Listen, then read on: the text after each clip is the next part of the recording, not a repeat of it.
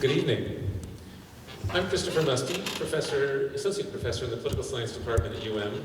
It's my pleasure to welcome you to this evening's President's Lecture by Professor Andrea Campbell of the Massachusetts Institute of Technology. This lecture is the fourth in this year's President's Lecture series, which are generously supported by President Royce Engstrom of the University of Montana. Thank you to President Engstrom. I also would like to thank Professor Richard Drake, the director of the President's Lecture Series, and my colleague, Professor Robert Saldin of Political Science and head of the Project on American Democracy and Citizenship at UM for their support of Professor Campbell's visit. As you all know, the President's Lecture Series has been open to the general public at no cost for 30 years now. Due to an increasing cost associated with the President's Lecture Series, if you would like to make a donation to the series, there are payment information cards in the lobby. You can also make a donation online at the UM website under President's Lecture Series. Thank you for your consideration. Our speaker tonight, Professor Andrea Campbell, is head of the department and Arthur and Ruth Sloan Professor of Political Science at MIT.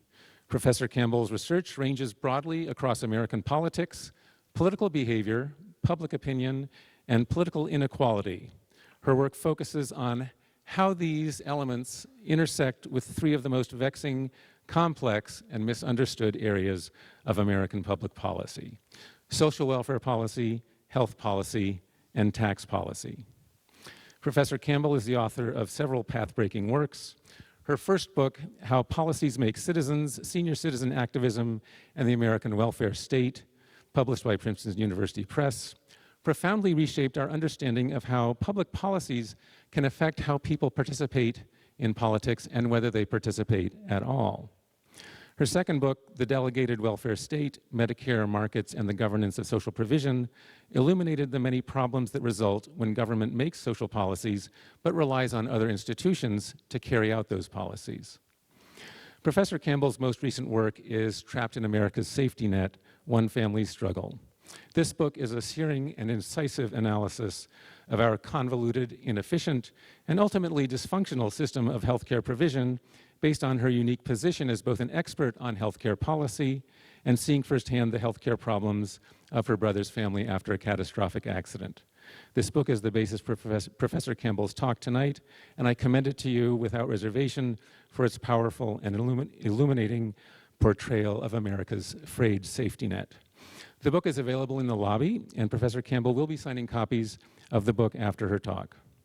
Professor Campbell holds an AB degree from Harvard and a PhD from UC Berkeley. Her research has been funded by the National Science Foundation, the Robert Wood Johnson Foundation, and the Russell Sage Foundation. She's a member of the National Academy of Social Insurance, served on the National Academy of Sciences Commission on the Fiscal Future of the United States.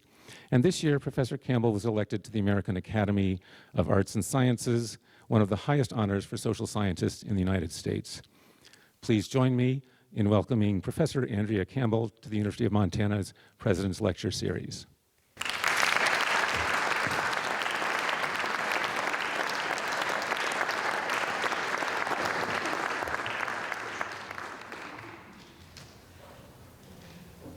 Well, thank you all so much for being here, and I have many thanks to give to the President, to the President's office, to Richard Drake, to the Dean, to Chris Musty, who was kind enough to think of me to include in this lecture series, to Rob Saldin. I'm just so grateful to all of you for making this possible, and to all of you for being here. Go Grizz, right? So tonight, I want to share my family's story and what it says about the state of American health insurance and social policy. And as Chris mentioned, I'm a political scientist who studies health policy and social policy, but I did not truly appreciate how these programs work on the ground until disaster hit my family. 4 years ago, my sister-in-law was in a serious car accident. a hit and run that left her a quadriplegic. She's in a wheelchair, she's paralyzed from the chest down, she has little use of her hands. She was pregnant. Fortunately, my little nephew survived and he is fine. But because of her disability, she and my brother have been plunged into the world of social assistance, of Medicaid, of health insurance for poor people. And that's because Medicaid is the only source of the long-term supports and services that she needs now as a disabled person, as a quadriplegic. But because Medicaid is for low-income people, she and my brother had to become low-income to qualify. And so tonight I'll share what that has meant for them and the struggles that they face to get the health care and the long-term care that she needs. And then I'll pull the lens back a little bit to talk about the different spheres of health policy and social policy that we have in the United States, the different tiers. In other words, in some ways, how each of us would fare if an accident like this happened to us. And I'll touch briefly on the huge variation there is between states in provision, because many of these states have joint responsibility between many of these programs have joint responsibility between the federal government and the state governments. And then I'll close up by talking about if there's any path out of these programs for my brother and sister-in-law and what might help in terms of policy. And the bottom line is really that the American system of social protection is incredibly complicated, which I learned, incredibly capricious. How you fare depends on which of these tiers of the welfare state you're in and what state you happen to live in. And in many ways, it's incredibly stingy, to use a normative word, and it's incredibly siloed, with people being divided across the system in illogical ways that undercut the ability for them to get what they need to pursue their lives. So, about my brother and sister-in-law. So they got married in 2010 in our stepmom's backyard at the base of Mount Shasta in Northern California. They live in Redding, which is my hometown. My brother was 41, my sister-in-law was 30. It had taken him a while to find someone, so we were delighted when they got married. They had great plans for the future. But in many ways, even before the accident, their situation was pretty emblematic of the precariousness with which moderate income Americans oftentimes live, and the difficulty in getting the kinds of education and training that might help people improve their lot. So my brother Dave is the manager of a small metal fabrication plant. He had pretty modest pay. He made just under 200% of the poverty level, about $3,200 a month. That's a level at which it's hard to make ends meet. In most parts of the country, you need about twice that income to have what's called a modest living standard. He didn't have fringe benefits in his job, no health insurance, no vacation, any of that. But he was glad to have the job because in Northern California, the unemployment rate is about twice the national average. My sister-in-law, Marcella, originally thought she wanted to go to law school. She had a political science BA, my field. But she had now switched tracks and decided that she really wanted to become a nurse. This would be their path, in fact, to the middle class, because nursing is one of the few occupations there in rural Northern California with solid pay and with employer-provided benefits, including health insurance. But along the way to becoming a nurse, she hit barriers that keep many Americans from getting the training that they might want to get. She first took her prereqs for nursing school at the local community college. They have a nursing program, but it has a 2.5-year wait list, and you can't get on the wait list until you've finished all your prereqs. So she looked at the next alternative, which was to go to Cal State Chico. That's the closest four-year campus to Redding. It's in Chico, which is a 70-mile drive from Redding. Marcella was willing to endure the commute because the degree would be more expensive, but it would provide a BS, a bachelor's degree, superior to the associate's degree she would have gotten in the community college program. And she had been, in fact, accepted to Chico State when she encountered a hurdle, which is that because of the state budget crisis in California, there's a new rule to reduce demand for the nursing program, which was that no one who already had a bachelor's degree in another field was allowed to enter the program. Note that nursing is the top occupation for growth in the United States in the next 10, 15 years. But every year, over 75,000 qualified applicants are turned away because of lack of training spots. So in the meantime, Marcella was looking for health insurance for herself and for Dave and the family that they wanted to start soon. She had previously had health insurance through her earlier job at a local bank. And now she and Dave were looking on the individual health insurance market. This is before the ACA. The options were not great. They were getting quotes of $1,200 per month. This was way more than their mortgage, more than they could afford on my brother's salary of $3,200 a month. And many of those plans lacked maternity coverage, because again, this is before the ACA stipulations about minimal health benefits. And then the search became more pressing. Chico State decided to lift the moratorium on admission for people who already had BAs, so she could enroll in the program, but she had to have health insurance to enroll. The school offered student health insurance, but it had a very large copay and limited coverage. Then the search for health insurance became more pressing still. Marcella became pregnant a little earlier than planned. Fortunately, she was in California. The state has a program called AIM, Access for Infants and Mothers, for mid-income pregnant women in her situation, people whose incomes are too high for Medicaid, but who don't have access to employer-provided health insurance.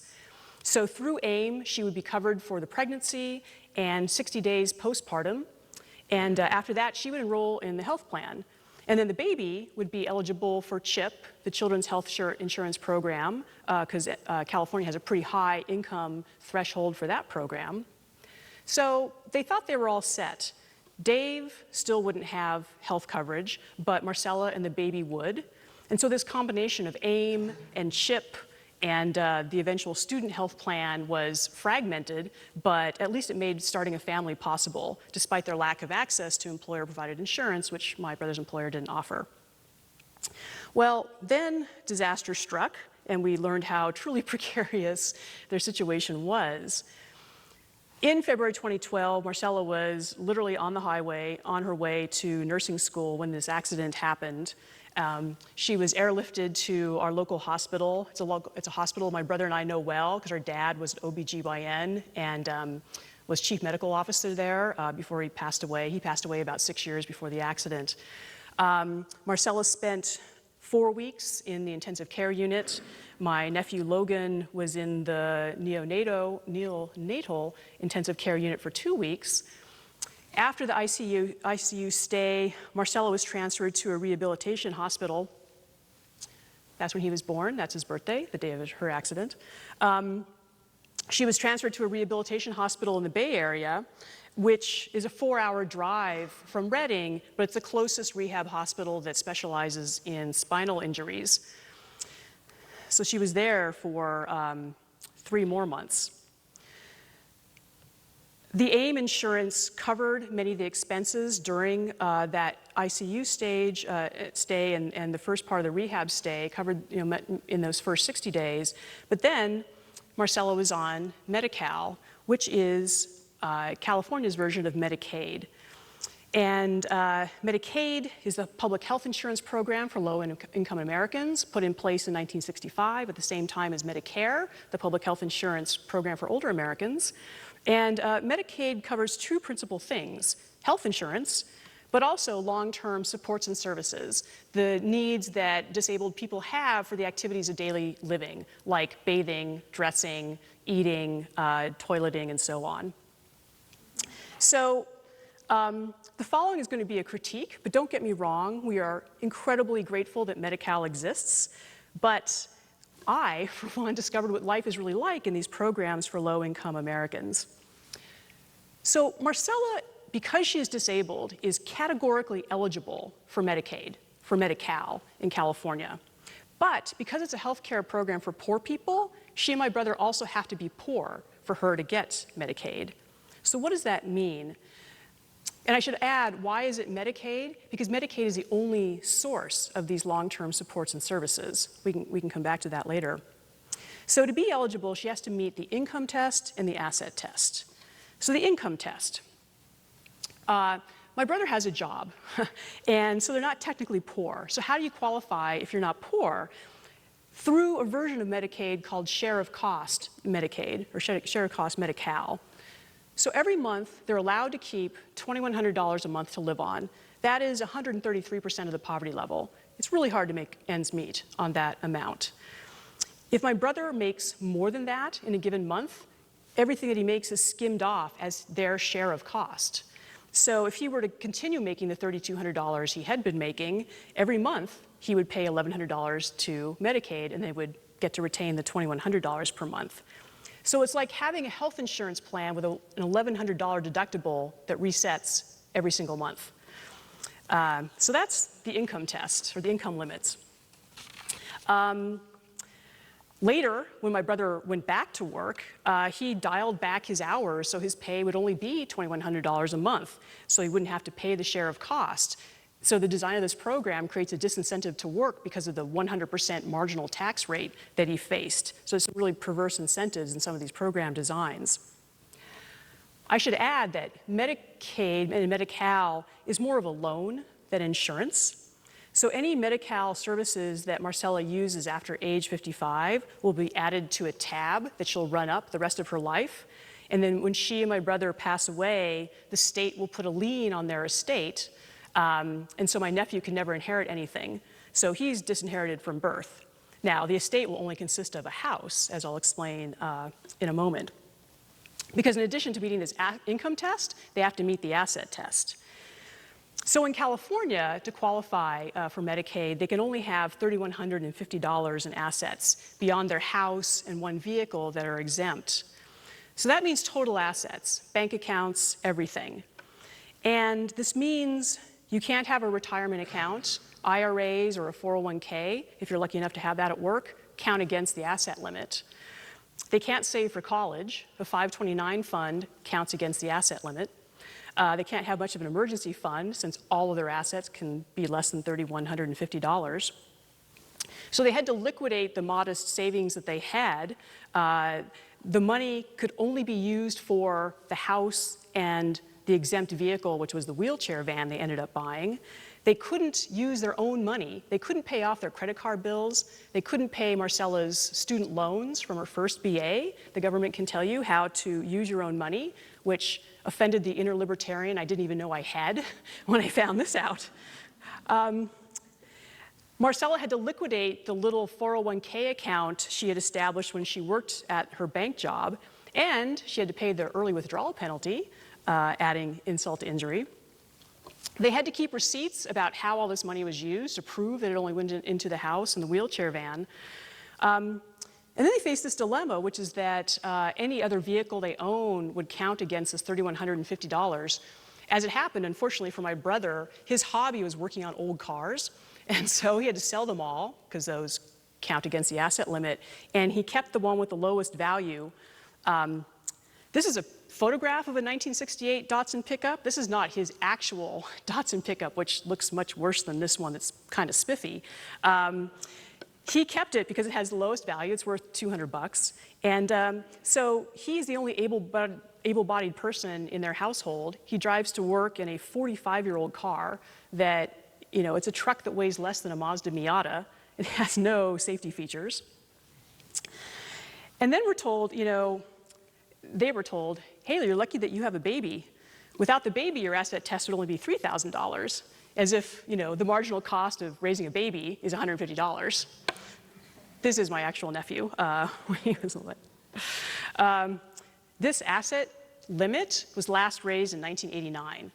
So it's fallen in half in real value in that time period. So there are other limitations in Medicaid, Medi-Cal as well. These vary by state. In California, Medi-Cal will only cover 6 prescriptions per month. You have to pay for the rest out of pocket, even though you're also supposed to have low income. Oftentimes you can get what you need, but you have to make a special request. So for a long time, until she had surgery, Marcella had to be catheterized every 4 hours. And Medi-Cal will pay for catheters, but 30 fewer per month than she needed. So every month she had to make a request for the extra catheters, and she could only make the request on a month-by-month basis, even though her condition was not going to change. And if the request didn't go in on time, she had to buy the extra catheters out of pocket. Sometimes you can't get what you need. She was having difficulty swallowing and needed to see an ear, nose, throat doctor. In Reading, there's only a couple of ENTs. They pick and choose which patients they're going to see, only selecting a couple of Medi-Cal patients because Medi-Cal is a very low payer. California Medicaid has some of the lowest reimbursement rates for doctors and hospitals in the whole country, which we can talk about during Q&A. So the ENTs pick and choose which patients they want to see, and they didn't pick her. So she was out of luck. She went without, she eventually ended up getting surgery when she finally went down to UC Davis Medical Center, who saw her and realized she needed surgery to solve the swallowing problem. My favorite story of things you can't always get, the Rolling Stones song, you can't always get what you want. As you might imagine, two of the biggest health threats to quadriplegics are pneumonia and pressure sores. These pressure sores in particular can cause hospitalizations and the need for surgical repair and even death.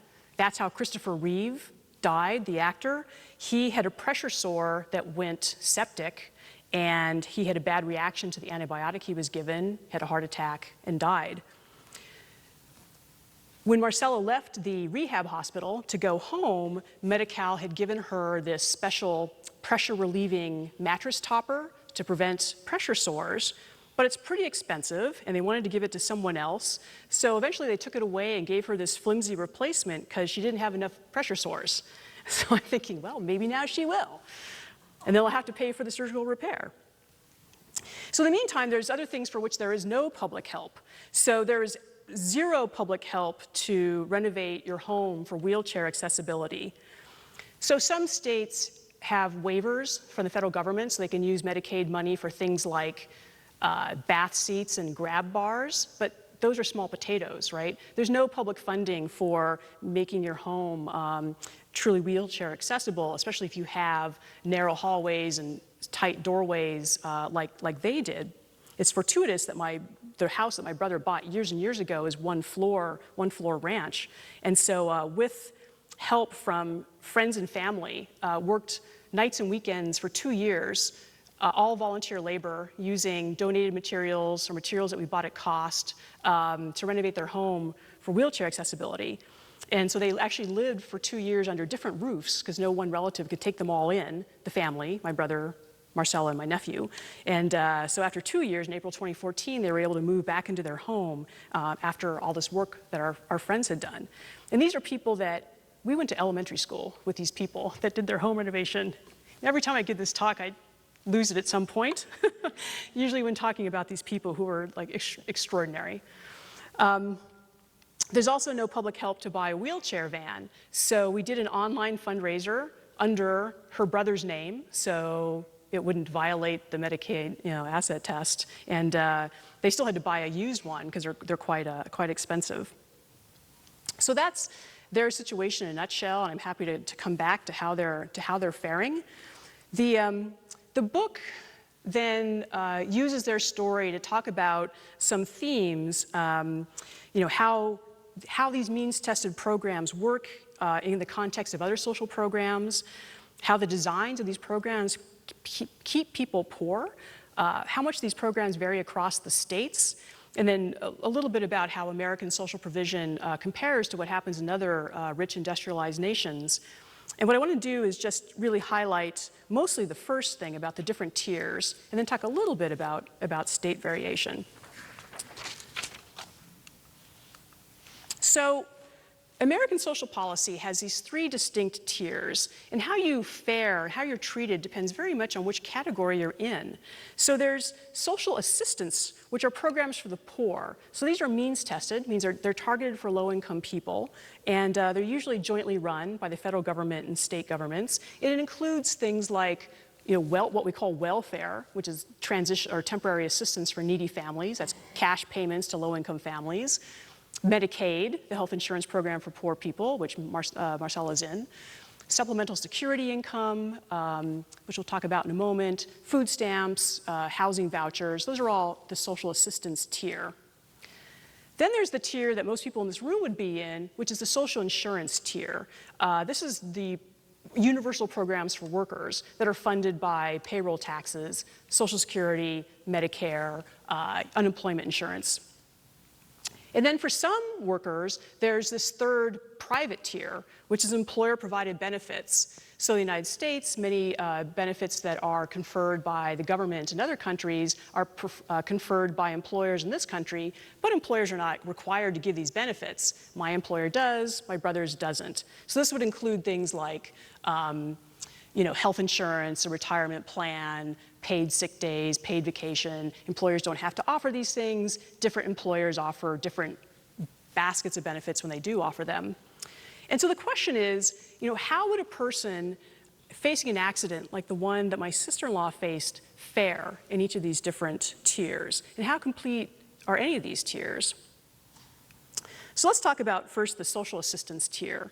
So why is my sister-in-law, who was not a poor person at the time of the accident, why is she in the social assistance tier to begin with? Well, she was from the perspective of the American welfare state, she was a non-worker, which is to say, because she had gone back to school, she had not worked enough quarters to be an insured worker. She had not paid into the Social Security and Medicare systems long enough. And if you're not a worker in the US system, then you're in tough, tough shape because you're in this lowest social assistance tier. So for health insurance, she is in Medicaid with all the drawbacks I just mentioned. For income, she receives supplemental security income. That's the federal monthly cash benefit for disabled, blind, and poor elderly. SSI payments are actually below poverty level payments. They don't bring you up to the poverty line. So if Marcella were not married to Dave, she would be in poverty, just by virtue of being disabled. And because she's in these means-tested programs, she has to keep her income and assets below the threshold levels. And she can't accept overt help from family members, because that would violate the income and asset tests. So that's the situation in the low tier. But what about the worker tier? So this is where many Americans are. And I'll use my brother Dave as the example here. So imagine if Dave had been in that accident. And let's assume for a moment that he's single. So he's worked steadily for several decades now, and he is an insured worker. He's paid into Social Security and Medicare for several decades. So this means that he qualifies for Medicare, for health insurance if he were disabled, and Social Security disability income, that portion of Social Security for income, Social Security disability insurance. So his SSDI payment would be about $1,250. Now that's based on his income. There's a scale that's related to your income, and that's above the poverty level for a single person. Note that it's higher than the $864 that Marcella gets from SSI, which is, by the way, the maximum SSI payment. It could be less. The thing, though, about SSDI is after your disability determination, you have to wait 5 months before SSDI starts. So there's a 5-month gap in income. And then, unlike Marcella, Dave, as an insured worker, would qualify for Medicare. The permanently disabled qualify for Medicare, but only after a 24-month waiting period, which is really 29 months because you have 5 months of SSDI first, and that's when they start counting the 24 months for Medicare eligibility. So why would the framers of Medicare have put that long waiting period in for disabled people? Well, the early months of disability are typically the most expensive, so they wanted to save the program money by keeping the disabled out. And they didn't want people trying to get on SSDI just to get health insurance by putting that big waiting period in. So many, many disabled people lack health insurance at the beginning of their disability, and it means a lot of them end up going on Medicaid because they have no other form of health insurance. And so even insured worker, so this is like the modal person in the United States, would face these significant gaps in income and health insurance if they were to be disabled in this manner. The other thing about Medicare is that it's pretty incomplete insurance. There's a 20% co-insurance on doctor's visits. There's a 20% co-payment on medical equipment and supplies like wheelchair and incontinence supplies. 20% of an electronic wheelchair is thousands of dollars that you'd have to pay out of pocket. And unlike senior citizens who can buy supplemental Medigap insurance plans that help cover those gaps in Medicare, the disabled are barred from buying Medigap plans. So they're pretty low income. They have to wait 29 months to get on health insurance, and then the health insurance is pretty incomplete, and they have to pay all those out-of-pocket costs themselves. And the kicker is, Medicare does not pay for long-term supports and services. It is not long-term care insurance. So even if you are a disabled worker who qualifies for Medicare, you may have to go on Medicaid anyway because there's no other way to pay for your assistance, the personal care assistance that you need, the help that you need for your activities of daily living, because Medicaid is the only source of long-term supports and services. So if you're in this middle tier, which is the best, well, it's not the best tier, we're getting to the best tier. This is the modal tier in America. You're better off than those in social assistance in many ways. There's higher benefits in the cash support program. You can use your own savings, for example, and you can get overt help from relatives with no penalty, unlike those means-tested programs where they'll kick you out if you do that. But there's still a lot of holes, primarily that waiting period for Medicare, and for the disabled, no long-term supports and services. So disability ends up in Medicaid and poverty for a lot of the disabled, even though they are socially insured workers and supposedly taken care of. So what about the third tier? This is the best tier, right? So I'm going to use myself as an example here. So how would I have fared if I were rendered quadriplegic in a car accident? So I am an affluent insured worker with both social insurance coverage and employer-provided benefits from a particularly generous employer.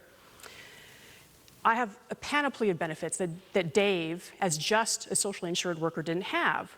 So for income, after the same 5-month waiting period, I would get SSDI benefits.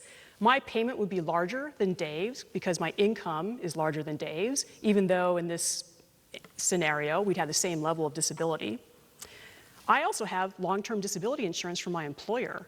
That would pay 60% of my salary minus the SSDI benefit. So I would still make 60% of my existing salary. So I would have no gaps. I would have that no 5-month gap there. For health insurance, I would be covered by MIT's plan for the first 29 months, and then by my employer's plan with Medicare as secondary payer thereafter. And so I would be protected from Medicare's substantial out-of-pocket costs, unlike Dave. I would also have dental and vision, which Medicare don't cover, which Dave would not have. And I would have no time periods without income or health insurance. And unlike Marcella, I could retain my assets because I would be in social insurance and not social assistance. But in the end, the big question for me is how do you pay for this personal care assistance? Even though I'm insured up the wazoo, I don't have coverage for that, right? And it's expensive. So imagine you need 12 hours of care per day, $20 per hour. That's the bottom in Massachusetts. That's $87,000 a year. You got to make that on a post-tax basis. And it could be a lot higher. You know, there's a bioethics professor that I write about in the book in New York who pays for 24-hour-a-day care for her husband, who has even a much more severe spinal cord injury, $250,000 a year. On a post-tax basis, you have to be essentially a 1%er to produce that kind of money. There is private long-term care insurance, but it's not for the permanently disabled. You know, it usually has a 3 to 5 year time limit and modest daily benefits. Most people, you know, are more likely to buy it when they're closer to, you know, in their 60s or so. Certainly people Marcella's age or my age typically don't have it. So it's a real question of like how someone with me, who's in the best possible position you can be in the United States, would fare. You know, could I actually afford to pay my own personal care? So in the end, you know, I too could end up spending down to poverty and having to go on a Medicaid because that's the only realistic source of long-term supports and services. So that's how bad the holes are in the American safety net. And you can see how differently people fare. So, how you fare depends on what tier you're in. How are we doing on time? I don't want to take all the time up here. So that's one theme of the book. How you fare depends on what tier you're in. We can talk about state variation during the Q&A. I just want to mention one thing about state variation is a program like Medicaid, and this is also true of the other means-tested programs, varies a lot from state to state. So Medicaid, for example, varies in how many prescription drugs a state provides, whether it offers eyeglasses to any Medicaid adult. In most states, no. In Tennessee, yes. If you've had a cataract surgery, you can get glasses. In Utah, yes, if you're a pregnant woman on Medicaid. States vary in how much dental services they provide to Medicaid adults. They have to provide dental to kids, but not to adults.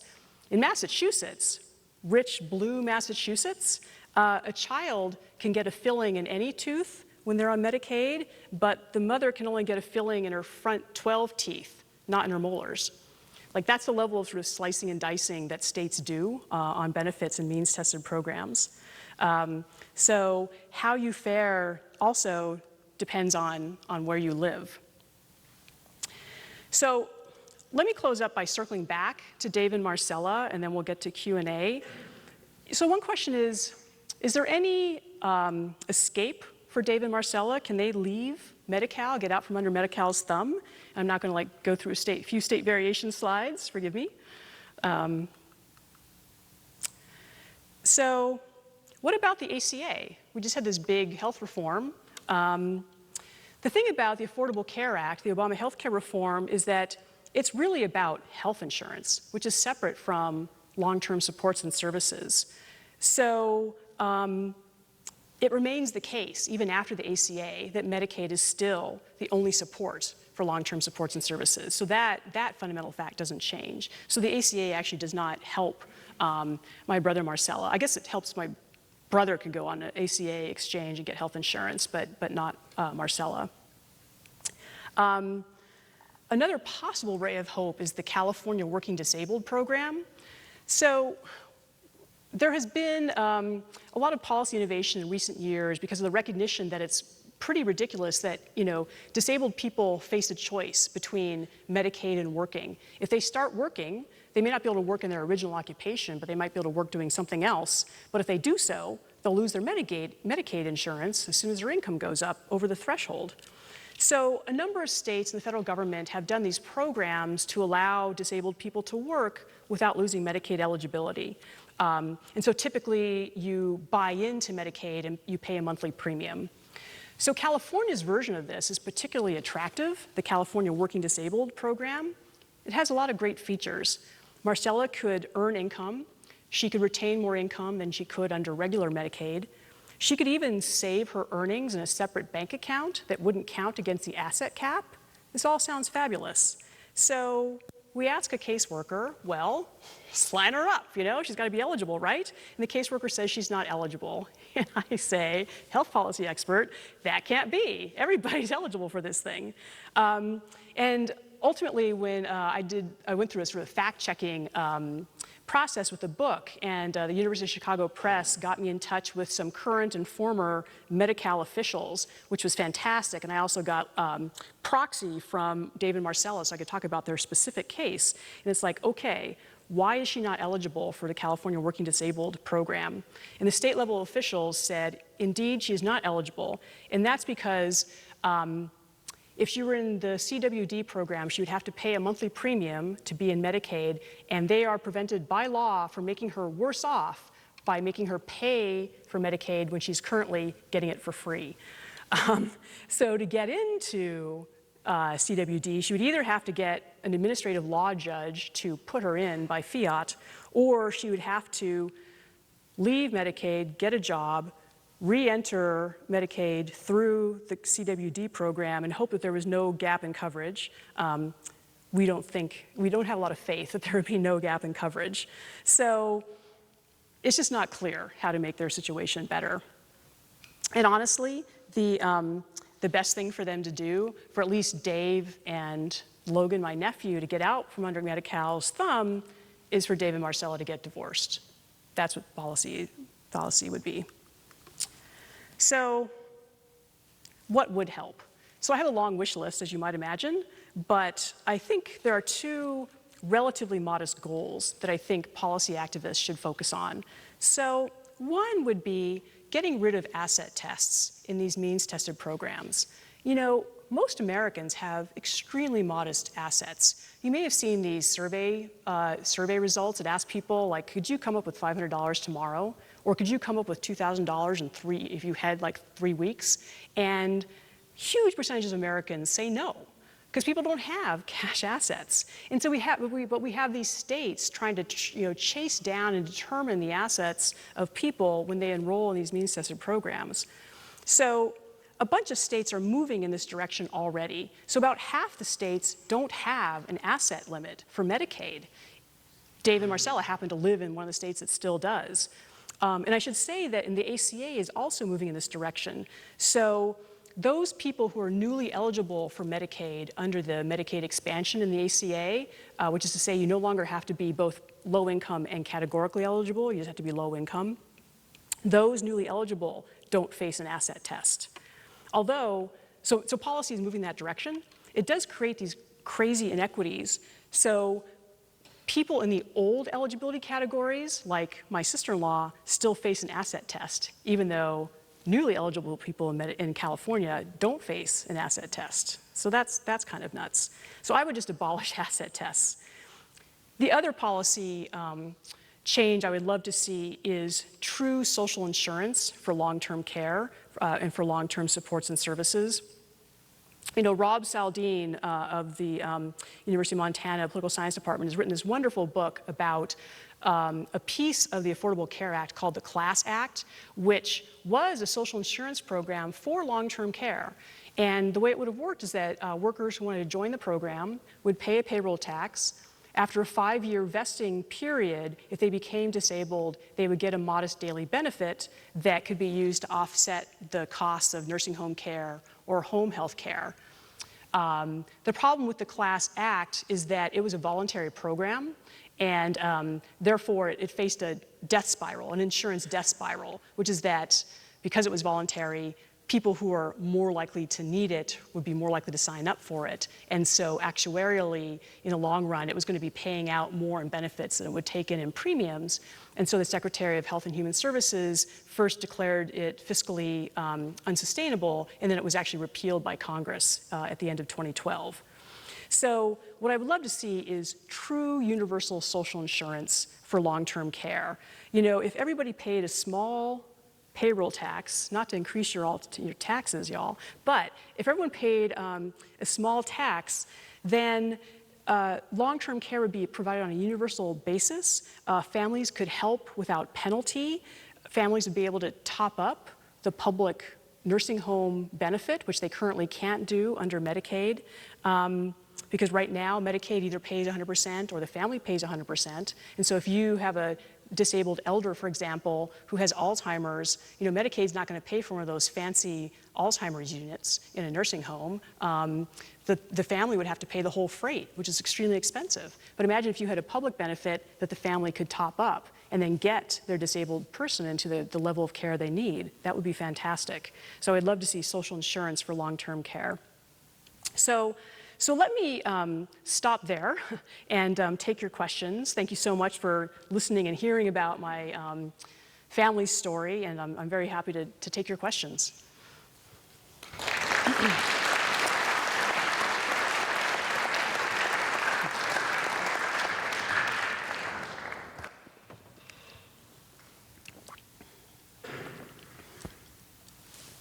So Professor Campbell will now take questions from the audience. There are 2 microphones located here in the aisle, where the aisles cross here and over there. Please make your questions short and respectful. They should be asked in a spirit of genuine inquiry, and please, no editorials. Thank you. Oh. Hi there. For one thing, wow. What a story. I feel so incredibly sorry for your sister and what happened to her. Another thing, if you were to rank all these states on sort of like, I guess, a level of how generous they were with their low-income health insurance, where would you put California in that ranking? Yeah. Yeah, well, it's a really fascinating question because it's not the case that a given state is necessarily the most generous on every single program or the least generous on every single program. So California is a really mixed picture. In some respects, it's been very innovative, and in some respects, it's very generous. So the fact that it created this AIM program, that health insurance for low-income women or moderate-income women, no other state has that.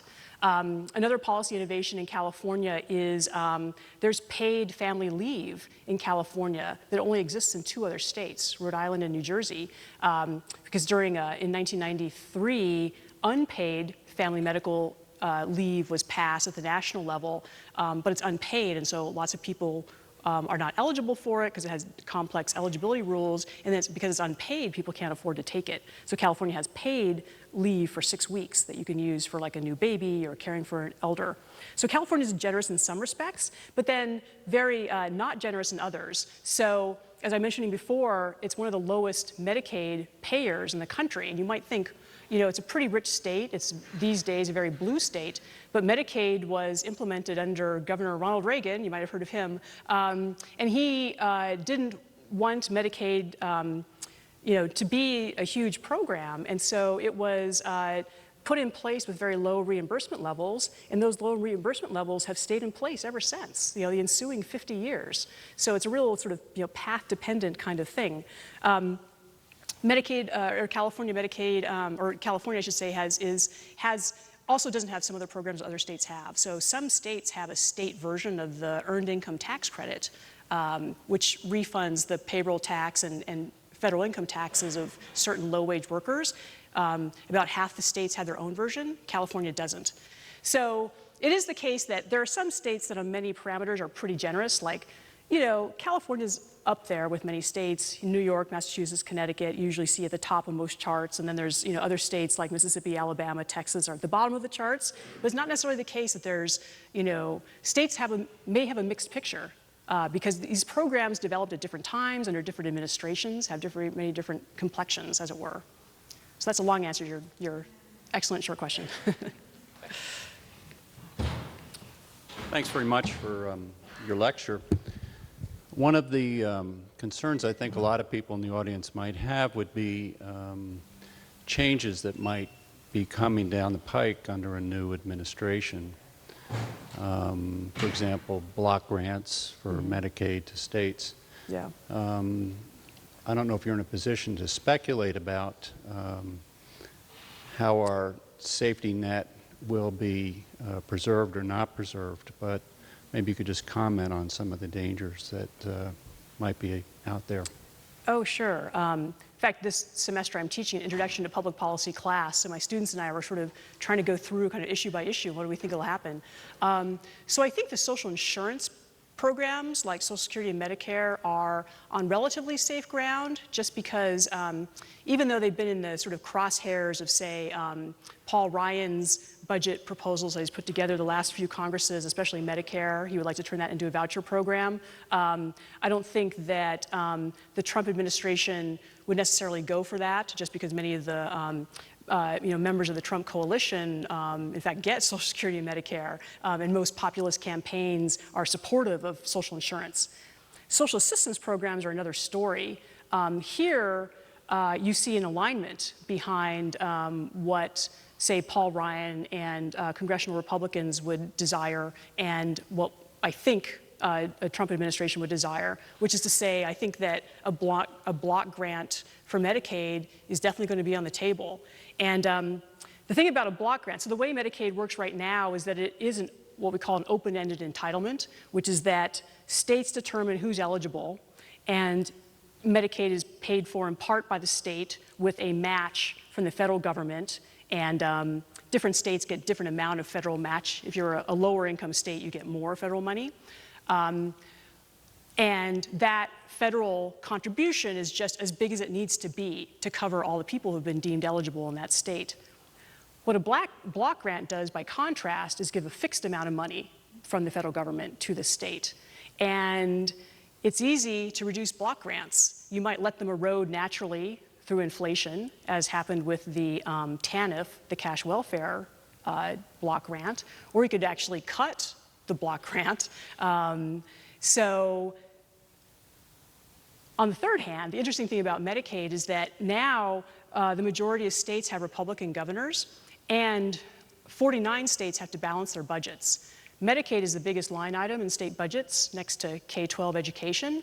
And so if Congress did block grant Medicaid or put that on the table, one point of resistance might actually be state governors, including Republican state governors, because a Medicaid state block grant would wreak havoc with these state budgets. You know, they'd have to cut many other services. So it's going to be really fascinating, you know, to see what happens with these programs. And that's just Medicaid. We'll see what happens, for example, with food stamps. The George W. Bush administration expanded eligibility for food stamps. Is that going to stand? You know, it may not. So I think it's social assistance that may be in the crosshairs in particular. Social insurance, I think, is on pretty safe ground. But political scientists are not supposed to make predictions, so. Hi, thank you again for coming out to the university. How would your family situation be if they lived in Sweden or France or some of the more progressive social welfare states in Europe? So on health insurance, they all would have had health insurance because every major country has national health insurance. It takes different forms in different countries, but you know, citizens in other countries are all covered by health insurance. The long-term care piece, there's more variation. Some countries have long-term care that is just part of their national health system. So it's just an extension. So if you're disabled, your needs for daily supports are just folded into your sort of health insurance. That's true in, say, Belgium, Sweden, the Scandinavian countries. There are some other countries that have have social insurance for long-term care, which is what I'm proposing would be nice in the United States. So Germany did it first. That's also true in the Netherlands and Japan and Korea. And the German case in particular is interesting because Germany had a situation almost identical to that of the United States before this reform, which was took place in the mid-1990s. So before reform, long-term care looked just like it does in the United States. It was partly paid for by the German federal states, the lender. It was bankrupting them. And it was means tested, and it shunted people into institutional care when people would rather stay at home, exactly like the United States. So they decided to, what was different in the German situation is the upper house of the German parliament is, is different from our Senate in that the representatives there are members of state governments. It's as if our Senate was populated by state governors and other top state officials. And so the upper chamber is a form of representation for the states and can argue for states' interests in a way that US states don't have that kind of leverage. And so the states basically approach the federal government and are like, we're getting killed on long-term care. Can we do something different? And so they instituted a new payroll tax for long-term care. So it's very similar to our Social Security tax in that it's split between employers and employees. And if you become disabled at any age in Germany and the Netherlands, Japan and Korea is only for older people who are disabled. But in Germany and in the Netherlands, it works that people of any age can then get a benefit. And what they did in Germany, which I thought was very clever to try to minimize the cost, is you get there's 3 levels of disability, and you either get a benefit of X for institutional care, like going in a nursing home, or you can get a cash benefit of half X. And that cash benefit is just given to you to either pay for home health care or pay your relatives who may be doing the informal care or the care for you on an informal basis. So I think given that Americans really like the social insurance programs that we have, Social Security and Medicare are about the most popular things the federal government does, that there might be possibly an opening. eventually, if we could ever pass a new tax, for that kind of program in the United States. So that's a long answer to your question. Like if they were in another country, they would have had health insurance. They would have had long-term care insurance that wasn't means tested. I should say that long-term care is a challenge for many, many countries, especially long-term care for disabled elders, just because in many countries the ratio of retirees to workers is getting very high. And in some ways we're better off in the United States because we have a younger population than our peer nations, but we lack the political will to make some of these changes. So thank you again for such a wonderful presentation. Thanks. I would like to ask why you think there's been such inaction on both the federal and seemingly the state levels to address the fundamental flaws in programs like this, like social services programs. And yeah, that's a good question. So there's a number of factors. The means tested programs in particular, the recipient groups are low income, tend to be lower education. They're not people with a lot of politically relevant resources. They vote at lower rates than other citizens. And so they're a group that's pretty easy to ignore if you're an elected politician. Your reelection is not dependent on what these people think. So that's one reason. Another reason is that doing some of these reforms would cost more money. To do a long-term care reform, what I just talked about, would require a new tax, for example.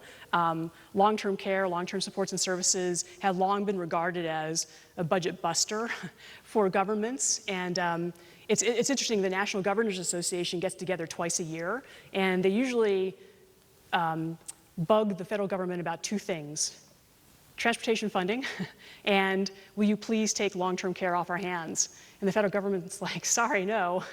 And the states have no leverage. So there's a question of money, there's a question of the political sway of the recipient groups.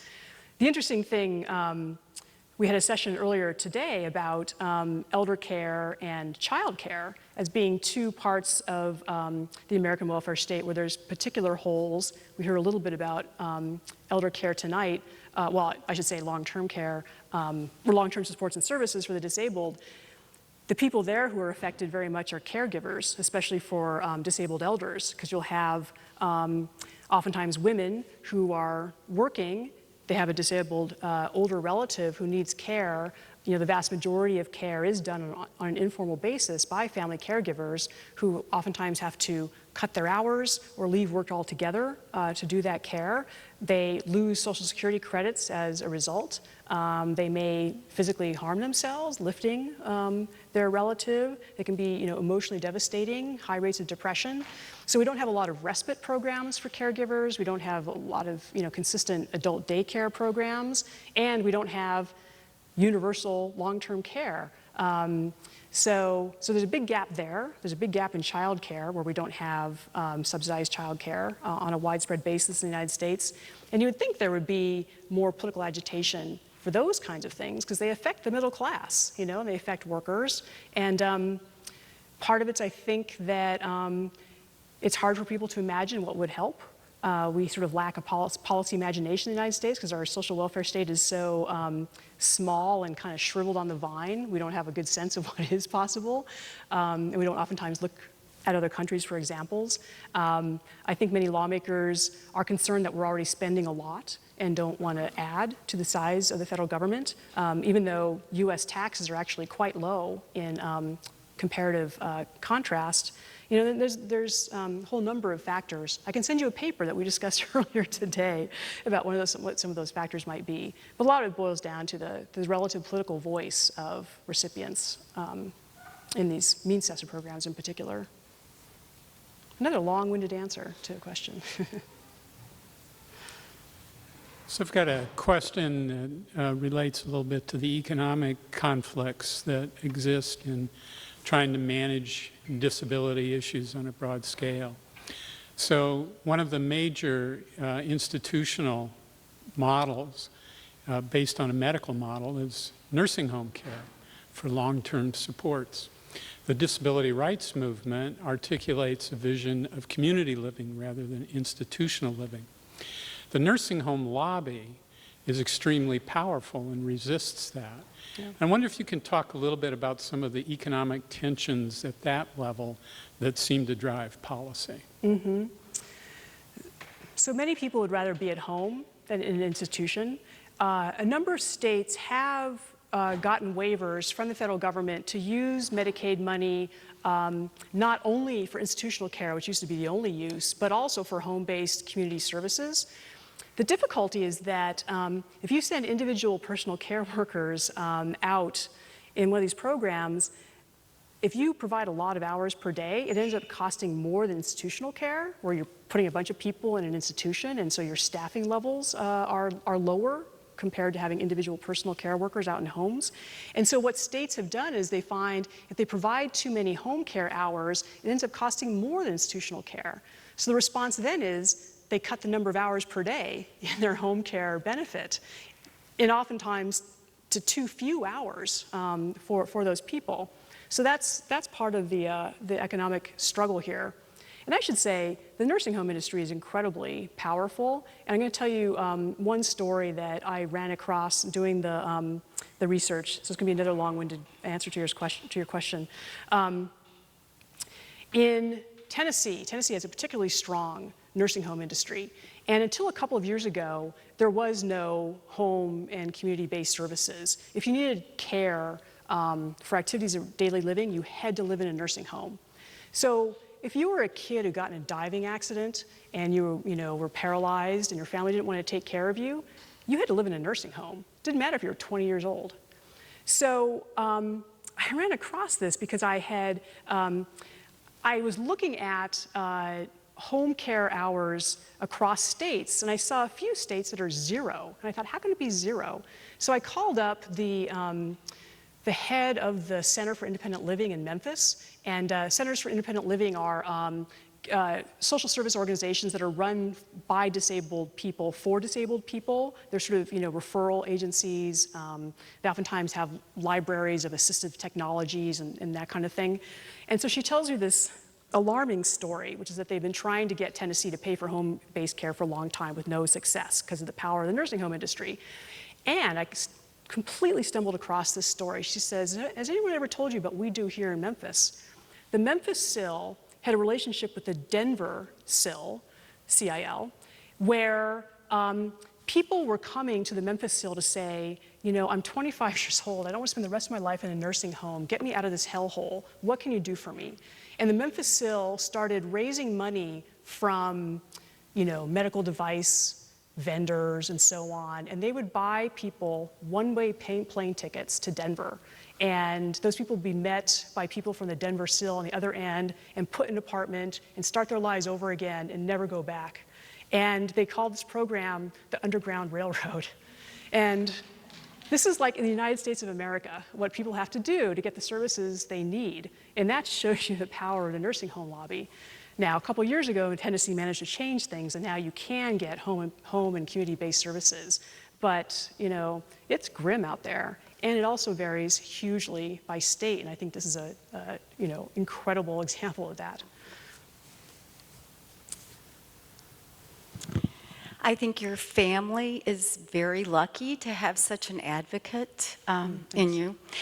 And most of us don't have MIT professors as relatives to help us along the way for figuring out what's going on with the system.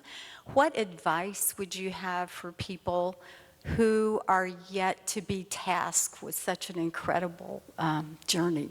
Oh, yeah. In Montana.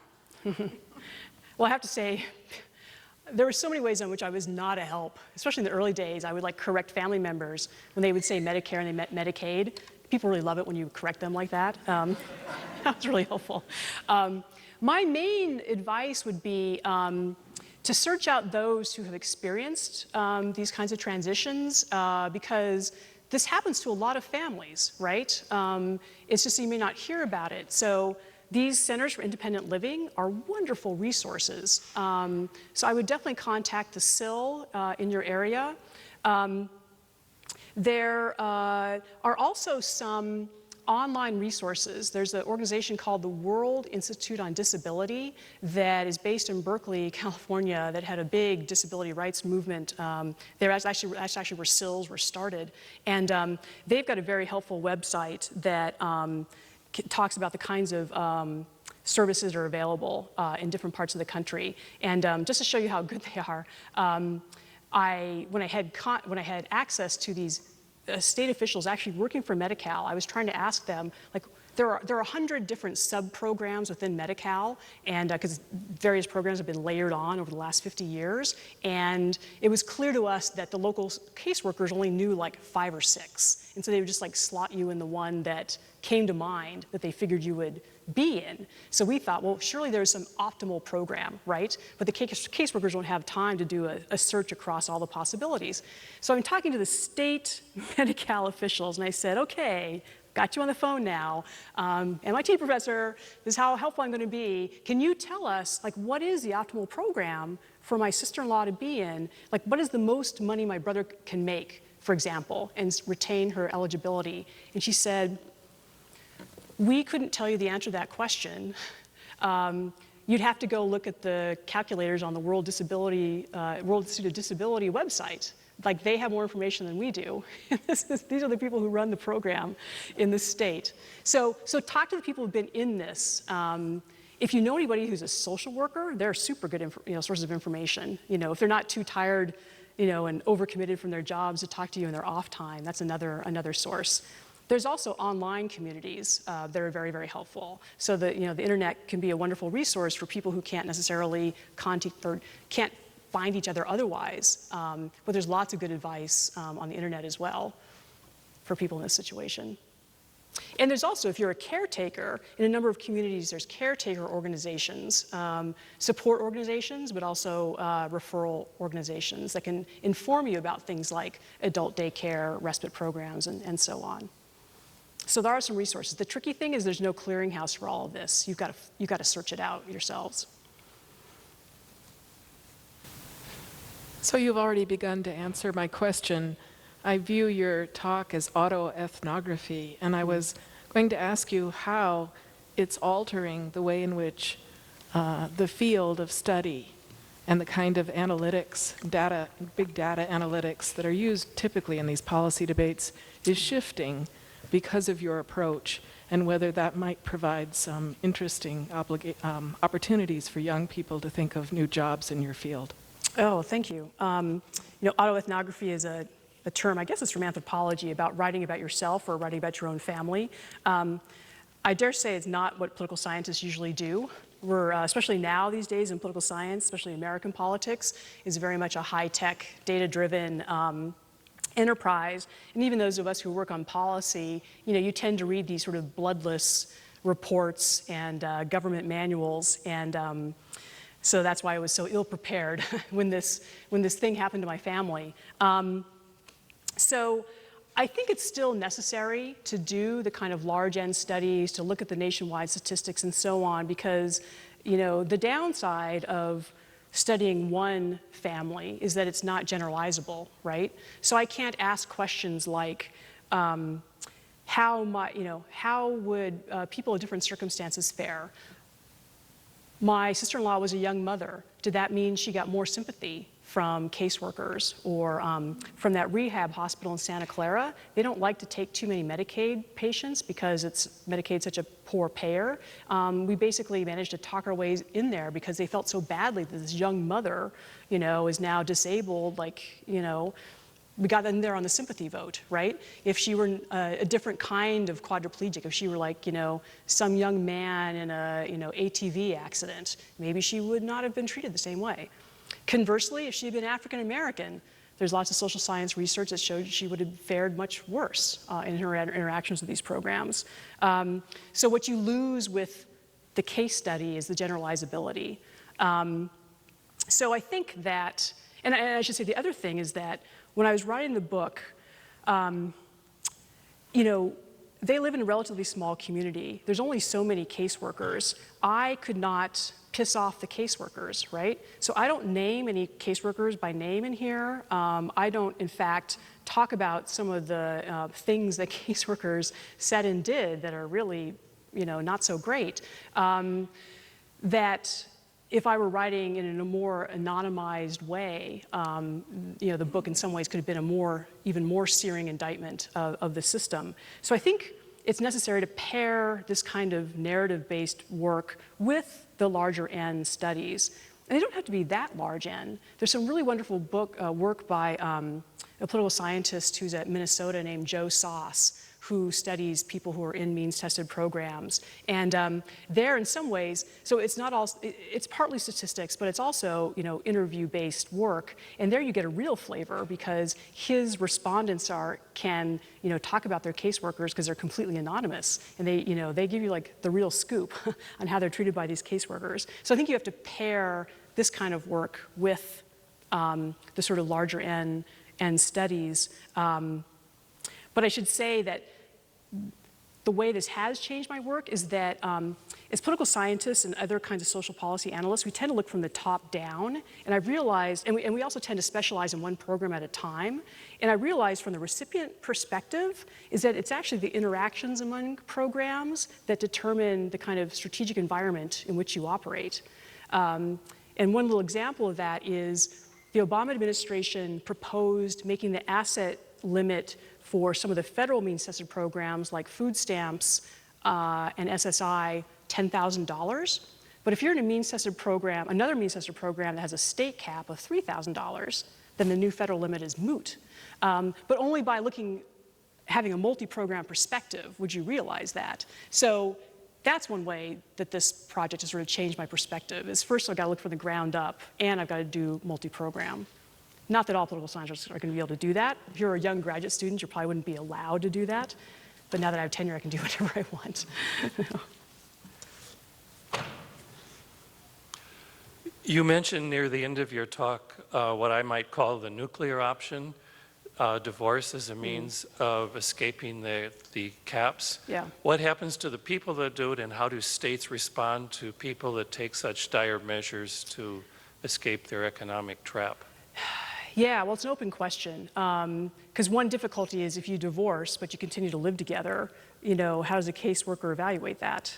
Are you then in trouble because of man in the house rules, which would vary from state to state? So it's not clear that divorce is like the magic solution if you want to keep living together as man and wife. And then, of course, there's all sorts of problems. If you divorce, well, then your spouse is no longer, automatically visit you in the hospital or be able to weigh in on your health care. So being divorced is not such a great option either, but lots of people do it. And as I'm sure you're aware, lots of elderly people do it, even though there's supposed to be spousal protection rules in both federal law and many state laws. Lots of elderly people where one spouse is disabled get divorced so that it protects the assets of the community living spouse. So divorce is not ideal either. Hi, thank you for the great lecture. I was wondering how much Medicaid reimbursements rates varied, and also as a follow-up, to what extent providers are willing to provide to Medicaid patients. If you look across states, the lower the reimbursement rates, the fewer doctors take Medicaid. And so in California, access to doctors is particularly bad because the reimbursement rates are so low. That's also one of the concerns with, say, block granting Medicaid, is if then that might force the state to have even lower Medicaid reimbursement, which means even fewer doctors would take it because doctors get to decide whether they take Medicaid or not. In many instances, Medicaid reimbursements are low enough that they're below the cost of seeing the patient, right? And so it really is sort of a loss for the provider. In some states, that's more likely than in others.